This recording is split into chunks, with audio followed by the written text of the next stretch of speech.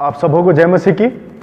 आज के इस आराधना में आप सभी का स्वागत है। जितने लोग हमें देख रहे हैं, हमारे साथ मिलकर के अपने घरों में आराधना कर रहे हैं, एक बार फिर से हमें यह अवसर मिला कि हम परमेश्वर के वचन से कुछ अच्छी बातों को सीख सकें। और पिछले जो संडे था उसमें हमने इस बात को देखा कि किस प्रकार से हमको अपनी निराशा को आशा में बदलना है, ताकि हमारी जो निराशा है वो हमारे सेवकाई में कभी भी रुकावट ना हो सके। हमारी निराशा को शैतान इतना ना नीचे कर सके कि हम प्रभु के कार्य को ना कर सकें। इस बात को हमने सीखा। और उसके पहले हमने ये सीखा था कि किस प्रकार से पुनरुत्थान के बाद हमें अपने जीवन को प्रभु के लिए इस्तेमाल करना है। और उसके बाद हमने सीखा कि इस्तेमाल करते समय प्रभु के जीवन को, कई बार हम अपने जीवन को प्रभु के लिए इसलिए इस्तेमाल नहीं कर पाते क्योंकि हम निराश हो जाते हैं, परेशान हो जाते हैं और नाना प्रकार की परेशानियाँ आती है और हम सब उसमें ही रह करके अपने जीवन को प्रभु के लिए इस्तेमाल नहीं कर पाते। तो हमने प्रयास किया कि वचन से हम सीखें कि किस प्रकार से हमको अपनी निराशा और विश्वास में होकर के आशा की ओर बढ़ते चले जाना है, ना कि निराशा की ओर। तो आइए आज का इस वचन में हम और आगे बढ़ेंगे। जैसा कि प्रभु यीशु मसीह ने जब चेलों को बुलाया था और जिस जगह पर वो आ गया था, कल हमने सीखा था कि दो लोगों से उसने इमाउस के मार्ग में मुलाकात करी और जैसे ही उनको ये पता चला कि वो ये प्रभु यीशु मसीह है जो हमारे बीच में था, तो वो वापस चले गए चेलों के पास। और जिस जगह पर प्रभु ने उनको रुकने के लिए कहा था, यीशु ने उनको रुकने के लिए कहा था, जहाँ पर वो आके उनसे भेंट करेगा, मरियम और कुछ महिलाओं के द्वारा जो संदेश इन चेलों तक पहुँचाया गया था, वो वहाँ पर इंतज़ार कर रहे थे। उस जगह की बात है। और यूहन्ना रचित सुसमाचार उसका अध्याय 20 पद 19 से लेकर के 23 जो है वो आप लोगों को वर्शिप ऑर्डर में पढ़ने के लिए कहा गया था। यूहन्ना 20 पद 19 से लेकर के 23। तो ये इसको आपने पढ़ा होगा। और यहाँ पर ऐसा एक दृश्य हमको देखने को मिलता है जहाँ पर अब प्रभु यीशु मसीह जी उठे हैं और उसके बाद अपने चेलों को उन्होंने बुलाया था। इसके पहले ही जैसे आप पढ़ेंगे 17 में, तो यीशु ने उनसे कहा कि मुझे मत छू। ये मरियम वाला जो बात है वो है, मैं अपने पिता के पास नहीं गया हूँ इसलिए मुझे मत छू, और जब मैं आता हूँ वापस तो मैं तुमसे मिलता हूँ और जाकर के मेरे भाइयों से कहना कि मुझे इस जगह पर वो मिले। तो इस प्रकार से प्रभु यीशु मसीह जो है अपने चेलों से मिलने के लिए जिस जगह पर उसने बोला था कि मैं इस जगह पर मिलूंगा, वहाँ पर आके मिलता है। और अब मसीही जीवन का सबसे अच्छा भाग हमको नए नियम का यहाँ पर दिखाई देता है। वो प्रभु यीशु मसीह अब उनको वो देने जाने वाला रहता है जिसके पाने के बाद वो प्रभु की सेवकाई पूरी सामर्थ के साथ और प्रभु की इच्छा के अनुसार से, प्रभु की समझ के अनुसार से और तमाम चीज़ों को जो वचन में लिखी गई है उन सब बातों को अपने जीवन में रख करके वो कर सकते थे। और वो बात थी पवित्र आत्मा। और इसमें लिखा हुआ है, मैं आपके सामने एक पद पढ़ना चाहूँगा, 21। यीशु ने फिर उनसे कहा, तुम्हें शांति मिले। जैसे पिता ने मुझे भेजा है वैसे ही मैं भी तुम्हें भेजता हूँ। यह कहकर उसने उन पर फूंका और उससे कहा, पवित्र आत्मा लो। अब यहाँ पर सबसे अच्छी बात, प्रभु यीशु मसीह अपना जो सामर्थ है, जिस सामर्थ्य से उन्होंने पूरी अपनी सेवकाई को 3.5 साल की जो सेवकाई को किया, वो इसी सामर्थ्य से किया था, पवित्र आत्मा की सामर्थ्य से। और अब वो सुनहरा अवसर उस चेलों को प्राप्त है जिनको प्रभु ने अपने साथ शिक्षा दी कि देखो मैं किस प्रकार से पवित्र आत्मा के साथ उठता हूँ, बैठता हूँ, संगति करता हूँ, कैसे मैं पवित्र आत्मा की सामर्थ्य से नाना प्रकार के चमत्कारों को करता हूं और प्रभु की इच्छा को अपने जीवन में पूरी करता हूं। अब ये समय आ गया है कि मेरा काम जो था वो हो गया। अब यहां से जो काम है वो आगे तुम लोगों को बढ़ाना है, परंतु उसके लिए एक चीज तुमको चाहिए, वो थी पवित्र आत्मा की सामर्थ्य। यह कहकर उनको प्रभु यीशु मसीह बुलाया क्यों था? उनकी सेवकाई अभी प्रारंभ नहीं हुई थी। जाकर मेरे भाइयों से कहना कि मैं उनको यहाँ मिलूंगा। और जब वो भाई लोग, जो चेले लोग उसको जिनको उन्होंने बुलाया था, जब वो आते हैं तो प्रभु उनको सबसे पहले बोलता है तुमको शांति मिले। अब ये कह करके उसने उन पर फूंका और बोलता है कि पवित्र आत्मा लो। और इसके अनुसार से अब पवित्र आत्मा लेने के बाद प्रभु यीशु मसीह जो है वो ये बोलना चाहता है कि जो जो बातें पवित्र आत्मा की सामर्थ्य से मैंने किया था वही सामर्थ्य मैं तुम्हारे अंदर फूंक रहा हूँ। मैं अपने आप को तुम्हारे, अपने स्वभाव को तुम्हारे अंदर फूंक रहा हूँ। क्योंकि हम इस बात को देखेंगे कि पुराने नियम में ये सौभाग्य नहीं था लोगों के पास। हम पुराने नियम में बहुत सारे ऐसे लोगों को देखते हैं जो एक तरफ उनका जीवन बहुत अच्छा दिखाई देता है, दूसरी तरफ उनके जीवन में कुछ ना कुछ गड़बड़ दिखाई हमको देती है।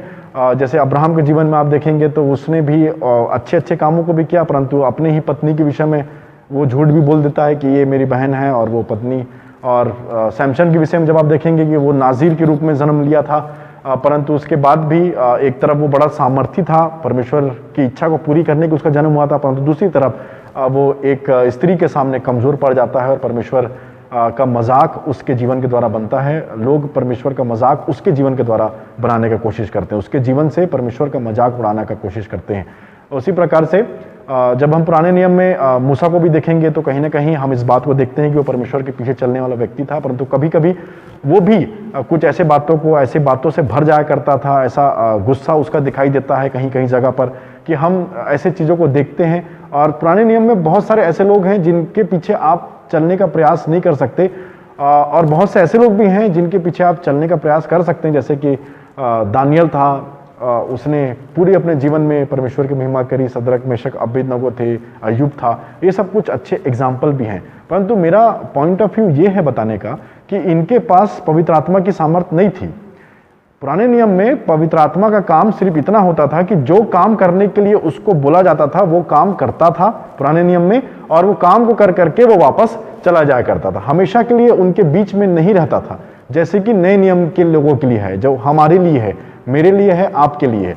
तो पुराने नियम के लोग जब जिनके पास पवित्र आत्मा नहीं हुआ करता था, यदि आप उनके कार्यों को देखें, उनके विश्वास को देखें, तो कितनी ज्यादा उन्होंने प्रभु के लिए किया है, कितना ज्यादा उन्होंने। अय्यूब को आप देखें, उसके पास वो सामर्थ्य तो नहीं हो सकती ना जो हमारे लिए प्रभु ने छोड़ी है। कहीं ना कहीं वो परमेश्वर पर डिपेंड था, मैं ये नहीं बोल रहा हूं कि वो डिपेंड नहीं था, परंतु फिर भी उनके पास वो चीज नहीं थी जो आज हमारे पास हमेशा के लिए। उनके पास वो चीज आती थी, उनका काम करके वो चले जाया करती थी। तो अब प्रभु बोल रहा है कि सहायक के रूप में मैं तुमको एक बात जो है वो बताना चाहता हूं, पवित्र आत्मा लो। तो इस प्रकार से पवित्र आत्मा लेकर के उन्होंने फूका, और पवित्र आत्मा लेने की बात यहाँ पर करता है, क्योंकि ये बहुत ज़रूरी है। और जब हम यीशु मसीह की मिनिस्ट्री को देखते हैं तो जो 3.5 साल उन्होंने अपने जीवन के काम किए, जो भी उन्होंने वचन प्रचार किया, जो भी उन्होंने आश्चर्य कर्मों को किया, वो सब इस 3.5 साल के पीरियड में किया। और सबसे पहले हम इस बात को देखते हैं कि अपनी सेवकाई प्रारंभ करने से पहले वो बपतिस्मा लेते हैं।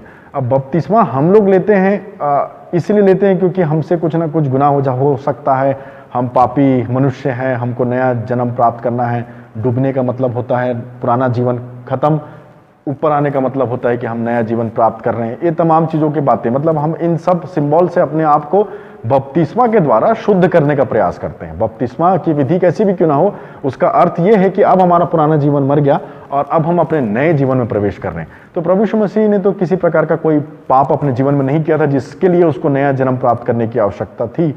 तो फिर उन्होंने जो बपतिस्मा लिया, उसका एक अर्थ हो सकता है कि वो मुझको और आपको ये दिखाना चाहते थे कि देखो, जितने लोग इस बात को सालों साल तक पढ़ेंगे या जो देख रहे हैं, जो समझ रहे हैं, कि मैं, यदि लोगों को ऐसा लगता है कि मैं ये सारे काम, जितने भी काम उन्होंने किए, जितना भी प्रचार उन्होंने किया, जितना भी जीवन उन्होंने बदला, जितने भी लोगों को उन्होंने चंगाई दी, आश्चर्य कर्मों को किया, वो ये ना सोचें लोग कि ये तो खुदा का एकलौता बेटा था इसलिए उसने कर लिया, वो खुद खुदा था इसलिए कर लिया।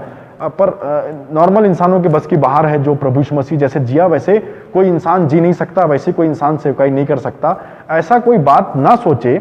इसलिए प्रभु यीशु मसीह ने बपतिस्मा लिया, ताकि जो कोई खाली करना होता है, बपतिस्मा का मतलब अपने आप को शून्य करना, अपने आप को खाली करना, जो भी आपके पास है, जो भी आपके पास पुरानी जिंदगी से संबंधित चीजें हैं, उसको आप खाली करिए और नई बातों को ग्रहण करिए। तो प्रभु यीशु मसीह के पास ऐसा क्या चीज रहा होगा?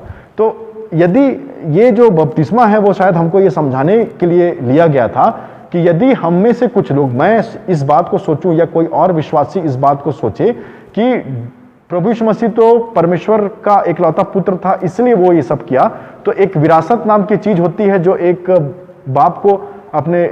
बाप से अपने बेटे को प्राप्त होती है। तो यदि कुछ ऐसा विरासत वाली चीज, यदि वो स्वर्गीय कुछ चीज को लेकर के आया था जिसके माध्यम से हम ये बोलते हैं कि वो जो किया वो हम नहीं कर सकते क्योंकि हम एक इंसान हैं, तो शायद उसी गलतफहमी को दूर करने के लिए प्रभु यीशु मसीह ने बपतिस्मा लिया था। यदि कोई देख रहा है, यदि कोई पढ़ रहा है, यदि कोई समझ रहा है, तो देखो मैं किस प्रकार से अपने उस भाग को, जो आप सोच रहे हो कि मैं प्रभु का हूं, ये सब चीजों को मैं खाली करता हूं, मैं अपने आप को शून्य करता हूं। और अपने आप को शून्य करने के बाद लिखा है उस जगह पर कि कबूतर की नाई पवित्र आत्मा उस पर उतरा। ये एक सिंबल भी है। अब देखिए, हर जगह कबूतर की नाई सबको बपतिस्मा दिया जाता था, पर किसी के ऊपर कबूतर की नाई पवित्र आत्मा नहीं आया था। तो यहां पर स्पेसिफिक रूप से इसलिए लिखा हुआ यह बात, इसलिए वहां पर यह हाईलाइट हुई है कि कुछ ऐसा है जो उतर रहा है प्रभु यीशु मसीह पर, सब कोई देखो। तो वो क्या था? वो पवित्र आत्मा थी। और उसके बाद लिखा है कि एक आकाशवाणी होती है, ये मेरा प्रिय पुत्र है जिससे मैं अति प्रसन्न हूं। अभी कोई काम करना, सेवकाई करना प्रभु ने चालू नहीं किया था, परंतु फिर भी वो 30 साल वचन में बना हुआ था और अपने आप को इस काबिल उसने 30 साल ट्रेन किया था कि मैं एक दिन अपने पिता का काम करूंगा और पवित्र आत्मा की सामर्थ्य ग्रहण करके करूंगा। तो आपको यदि प्रभु को खुश करना है तो आपको वचन में बने रहना है, तो पवित्र आत्मा आपके ऊपर आएगा और प्रभु बहुत खुश होगा, परमेश्वर बहुत खुश होगा कि हाँ ये मेरा बच्चा है, इसी के लिए तो मैंने ये आत्मा रखी थी। और उसके बाद वो ग्रहण करता है, और इसलिए ग्रहण करता है ताकि हम देखें, इसलिए उसने इसके पहले कोई चमत्कार नहीं किया। बाइबल का ज्ञान था उसको, 12 साल की उम्र में भी वो सारे शास्त्रों को जानता था, बहुत उसको नॉलेज था बाइबल के विषय में, परंतु कोई सेवकाई, कोई आश्चर्यक्रम, कोई प्रचार उसने बिना पवित्र आत्मा की सामर्थ्य से नहीं किया। ये हमको आपको सिखाने के लिए प्रियो कि जो जो काम मैंने अब बपतिस्मा लेने के बाद शैतान के परीक्षा से चालू होकर के उसके अंतिम क्रूस की 7 वाणियों तक मैं अपनी प्राण तेरे हाथ में सौंपता हूं, तब तक पूरी बात उसके जीवन में पवित्र आत्मा की सामर्थ्य से हुई। तो कहीं ना कहीं मसीह जीवन में ये पवित्र आत्मा का रोल बहुत इंपॉर्टेंट है। और खासकर हम नए नियम के लोगों के लिए तो यह सौभाग्य है जो पुराने नियम के लोगों के पास नहीं था। वो उनको प्रभु ने आज्ञा दी, बोले मानो ये 10 आज्ञा है, चोरी ना करना, खून ना करना, झूठ ना बोलना, ये सारी चीजें प्रभु ने आज्ञा दे दी, पर उसको न मानने की सामर्थ्य उनको नहीं दिया गया। तो हमारे पास तो आज्ञा है, प्रभु की वचन है, और उसको पूरा करने के लिए एक हेल्पर है।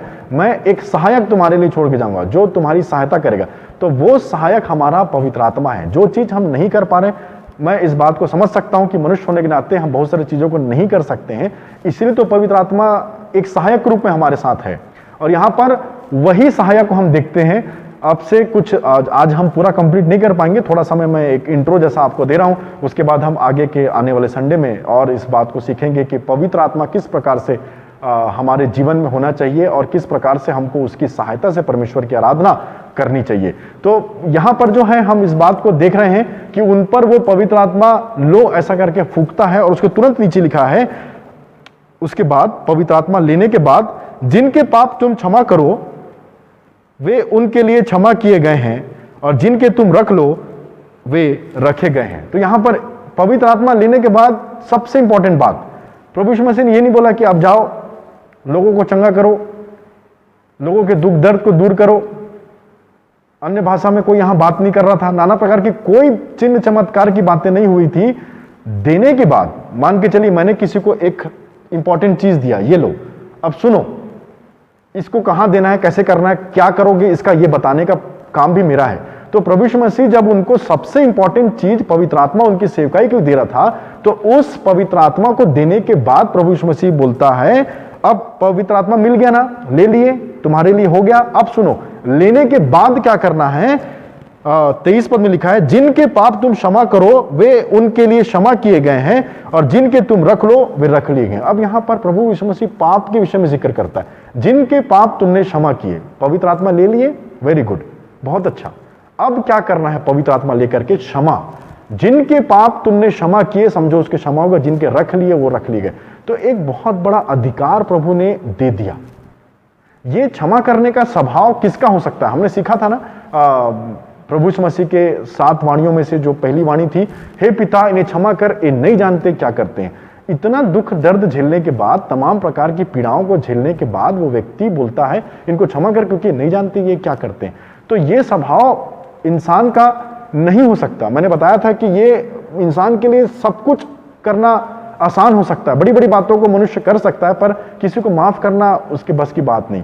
तो जो चीज हमारे बस के बाहर हो जाती है, जो चीज को हम नहीं कर सकते, उसके लिए सहायक दिया पवित्र आत्मा, लो और उसको माफ करो, उनके पापों को क्षमा करो, प्रेम करो। तो ये सबसे बड़ा, सबसे पहला जो रोल है कि जिसके पाप तुमने क्षमा किए, समझो क्षमा हो। मतलब एक बहुत बड़ा अधिकार प्रभु ने मुझको और आपको दे दिया, एक बहुत बड़ी सेवकाई हमको दे दी, प्रेम करने की सेवकाई, क्षमा करने की सेवकाई। ये वाला पवित्र आत्मा का जो काम है वो सबसे इंपॉर्टेंट काम है जो हमको यूहन्ना में मिलता है। और उसके बाद यहाँ पर यूहन्ना रचित सुसमाचार उसका अध्याय यदि आप 16 देखेंगे तो वहाँ पर 7वें पद में इस प्रकार से लिखा है, यूहन्ना 16 उसका पद 7, तो भी मैं तुमसे सच कहता हूँ कि मेरा जाना तुम्हारे लिए अच्छा है, क्योंकि यदि मैं ना जाऊं तो यह सहायक तुम्हारे पास ना आएगा, परंतु यदि मैं जाऊं तो उसे तुम्हारे पास भेज दूंगा, और वह आकर संसार को पाप और धार्मिकता और न्याय के विषय में निरुत्तर कर देगा। ये सहायक के बाद में प्रभु, अच्छा है कि मैं जाऊं, इस प्रकार से प्रभु बोल रहा है, अच्छा है कि मैं जाऊं, क्योंकि जब मैं जाऊंगा तो वह सहायक आएगा तुम्हारे पास, और उसके बाद वो आकर के क्या करेगा, उसका काम क्या होगा, उसका मेन काम यह होगा, और वह आकर संसार के पाप और धार्मिकता और न्याय के विषय में निरुत्तर कर देगा। कई बार यही तो चल रहा था ना, सब चीजें, प्रभु हमको माफ करना है, क्षमा करना है। अब जब दूसरी बार प्रभु आएगा तो हमारा न्याय करना आएगा, परंतु उसके पहले हमको एक दूसरे को क्षमा करना है, एक दूसरे के पाप को रखे नहीं रहना है, हमको एक दूसरे के जो गलतियां हैं, जो सबसे अच्छी चीज हम प्रभु मसीह जीवन को दिखाने वाला सबसे एक अच्छा काम हम क्या कर सकते हैं, माफ करने का। और माफ कौन करेगा, जो प्रेम करता है, और प्रेम वही कर सकता है जिसके अंदर प्रभु यीशु मसीह की आत्मा हो, क्योंकि पवित्र आत्मा के बिना आप किसी को माफ करना हमारे बस के बाहर की बात है। तो मैं ये बोलना चाह रहा हूं, पुराने नियम की बातों को मैंने इसलिए बताया, कुछ बातों को, कि पुराने नियम में लोगों के पास पवित्र आत्मा नहीं था, परंतु फिर भी बहुत अच्छे अच्छे कामों को उन्होंने किया। तो अब जो नए नियम के लोग हैं, जो हम लोग हैं, उनको कितना अधिक बढ़कर चढ़ करके काम करना चाहिए। एक पवित्र आत्मा से परिपूर्ण व्यक्ति को किस प्रकार से अपने जीवन को प्रभु में आगे बढ़ाना चाहिए। तो सबसे पहला काम प्रभु बोलता है, जिसको पवित्र आत्मा मिल गया ना, सबसे पहला काम बच्चों ये करना है, सबसे पहला काम चेलों ये करना है, मेरे भाइयों ये करना है, कि जिसके पाप तुमने क्षमा किए वो समझो क्षमा हो गए। एक बहुत बड़ा अधिकार प्रभु ने अपनी सेवकाई में, क्षमा की सेवकाई में, प्रेम की सेवकाई में हमको जोड़ लिया। अब यदि हम ये नहीं कर रहे हैं तो पवित्र आत्मा का काम सही रीति से नजर नहीं आएगा हमारे जीवन में। आगे भी हम सीखेंगे, अभी तो ये इस प्रकार से हमने अभी आज छोटी सी बात को हमने सीखा, और आगे भी हम इस बात को सीखेंगे। आने वाले संडे में भी मैं इसी में प्रिपेयर कर रहा हूं कि हम किस प्रकार से पवित्र आत्मा की बातों को समझें, कि वो क्या है और क्या नहीं है, वो किसके ऊपर है, किसके ऊपर नहीं है, उसके सामर्थ्य से हम क्या कर सकते हैं, क्यों दिया गया, किस लिए लिया गया, ये तमाम बातों को हम वहाँ पर सीखेंगे। तो आज की शिक्षा में हमने सीखा कि पवित्र आत्मा प्रभु यीशु मसीह के जानने के बाद उन चेलों को, और चेलों के बाद हम सब के लिए दिया गया है। उसको बुलाने की आवश्यकता नहीं है, वो हमेशा हमारे साथ है, उसको ग्रहण करने की आवश्यकता है। और जिसने ग्रहण किया उसका सबसे पहला काम है कि जिसके पाप तुमने क्षमा किए वो समझो कि क्षमा हो गए। पाप क्षमा करने के लिए दिया है प्रभु। कई बार आपको बुला करके इस प्रकार से बोलेगा कि भाई आपके साथ किसने किसने क्या क्या किया, तो हम क्या सोचेंगे, अरे वाह, प्रभु आज हमारे साथ ये बात कर रहा है, और चलो हम सबका लिस्ट बना देते हैं कि कौन कौन हमारे गलती किया। क्यों लिस्ट बना रहे हैं प्रभु, ये दिखाऊंगा आपको, देखिए इन लोगों ने मेरे साथ गलत किया, इनको आप सजा दें, इनको आप नाना प्रकार का जो भी इन्होंने मेरे साथ गलत किया है, अब आप इनको संभालें। तो प्रभु बोलेगा ठीक है, नाम लिखो। और नाम लिख दिया आपने, बहुत बड़ा अच्छा एक बना दिया बोर्ड में, ब्लैक बोर्ड आपको दिया, उसने पूरा नाम लिख दिया आपने कि कौन कौन से आप नाराज है, कौन कौन ने आपके खिलाफ गलती किया है। तो अब प्रभु बोलेगा ठीक है, अब तुमने सबका नाम, जिन जिन से तुझे शिकायत है, जिन जिन को तुझे तेरे को दुख दिया, उनका नाम तूने लिख दिया, तो अब एक काम कर, पवित्र आत्मा ले, और बोले कि दे दीजिए मुझे पवित्र आत्मा की आवश्यकता है। और जैसी पवित्र आत्मा लिया तो प्रभु बोलता है अब वो पवित्र आत्मा ही क्या, जो अपने बैरियों को माफ ना करे। तो अब वो व्यक्ति जिसने पवित्र आत्मा ग्रहण किया है, जो थोड़ी देर पहले बिना पवित्र आत्मा के ये शिकायत कर रहा था, प्रभु से प्रार्थना कर रहा था कि इन्होंने मेरे साथ बहुत गलत किया है, इनसे मैं बहुत नाराज हूं, इनसे मैं बहुत दुखी हूं, अब उनके नाम को वो खुद वहां से उस ब्लैक बोर्ड से पोछा मार के मिटाए।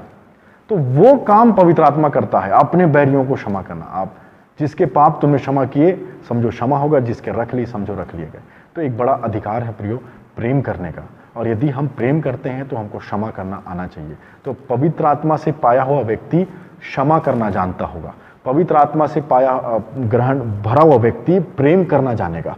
पवित्र आत्मा से भरा हुआ व्यक्ति सिर्फ अपने लोगों से नहीं, परंतु पूरे जितने लोग उसके आसपास हैं सबसे प्रेम करना जानेगा, और सबको माफ करना जानेगा, क्योंकि माफ करना पवित्र आत्मा का स्वभाव है। और जब कोई इसको ग्रहण करता है तो वो प्रभु की इच्छा के अनुसार से चलता है। आइए हम आज के इस संध्याकालीन आराधना को प्रार्थना के माध्यम से आज की शिक्षा को समाप्त करेंगे, और आने वाले जो संडे है उसमें भी हम कुछ शिक्षाओं को पवित्र आत्मा से संबंधित हम देखेंगे। आइए हम प्रार्थना करें। परमेश्वर पिता, हम धन्यवाद देते हैं आज के इस सुंदर शाम के लिए जो आपने हमें दिखाया। प्रभु जी, जितने लोग हमारे साथ वचन की शिक्षा को ग्रहण करते आ रहे हैं, हम सबको आपके हाथों में सौंपते हैं। प्रभु जी, जो बातें आपने हमें सिखाया है वचन के माध्यम से, हमारा यही प्रयास रहता है प्रभु कि हम उसको अपने जीवन में लागू करके चलने वाले हो सके, ना केवल सुनने वाले परंतु उस पर चलने वाले हो सके। और पवित्र आत्मा जो सहायक आपने हमारे लिए रखा है प्रभु जी, हम दुआ करते हैं कि हम उसका सही इस्तेमाल करने वाले हो सकें, और जिस उद्देश्य आपने उसको इस दुनिया में भेजा है, हम सबके लिए भेजा, हम सबके लिए रखा है, हम उसको उसी उद्देश्य के अनुसार इस्तेमाल करने वाले हो सकें। धन्यवाद के साथ इस प्रार्थना को सुन रहे प्रत्येक लोगों को, सुनाए गए वचन को आपके हाथों में सौंपते हैं और बिनती प्रभु यीशु नाम से मांगते हैं, सुनने ग्रहण करें, आमीन। आप सबों को जय मसीह की। परमेश्वर आप सबको आशीष दे। मरियम मगदलीनी ने जाकर चेलों को बताया कि उसने प्रभु को देखा है और यीशु ने उससे क्या बातें की। रविवार का दिन था। संध्या के समय चेले यहूदियों के डर से द्वार बंद करके बैठे थे। तब यीशु आया और उनके बीच खड़ा हो गया। तुम्हें शांति मिले। और ये कहकर उसने अपना हाथ और अपने पंजर उन्हें दिखाए।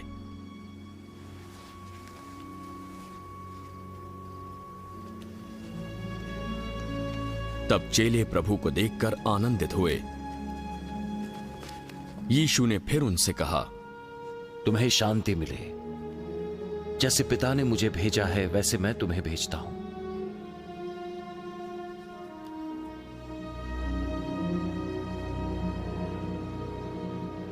ये कहकर उसने उन पर फूंका।